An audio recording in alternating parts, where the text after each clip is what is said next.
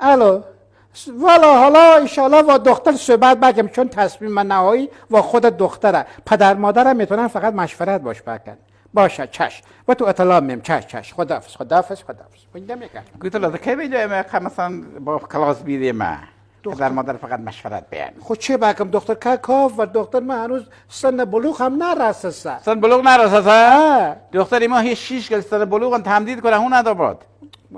ایسه کیه بی؟ یا انتیکه بی گفت خواستگاری دختر تا بیام. من نوانم دختر که من شی نمیگه کافر. خب بیان. چطور بیان؟ تو دختر روزی کو اگر روزی من پشت دستیام مونه. نه دفعه باید چی بکنه تا که بیسه؟ خود باش صحبت کن. ببین شستیش بری ساده. من حوصله‌اش نارم باشه. یه تورشی 60 ساله. نیم بابا. نیم طلا. نیم بابا. بیا ببینم بابا چه کار داره. سقط باب. نازار منی. سلام. ممکن ما. بفرمایید. گود لاگم من دیو به قینی دختر نه واقعی برده چنین لار دراز داشته رو ماده. خوش برده. ببینم بابا چه کار داره. باباش. الان دختر بابا. بله بوا. نیم رو حقیقتا دخوی. انتی هم خود استنت ها رو بالا.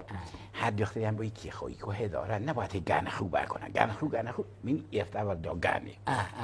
ایسه ای کورین انتی که هذا معلق قدیمو بیزی تروشه بیدیم. کور انتی خانم پرتقال فروشه. با نیسان آبی پرتقال فروشه. خواستگار حقیقتا. گفتم رو لایسه بینم شی کنی یا ها درس بونی تکلیف من روشه کن. بینم ها درس بونی یا شی بکنی.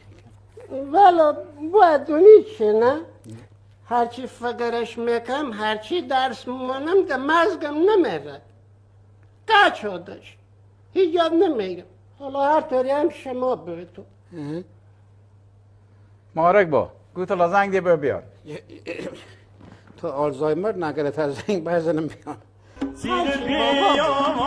الو تشریف بیارید. سلامت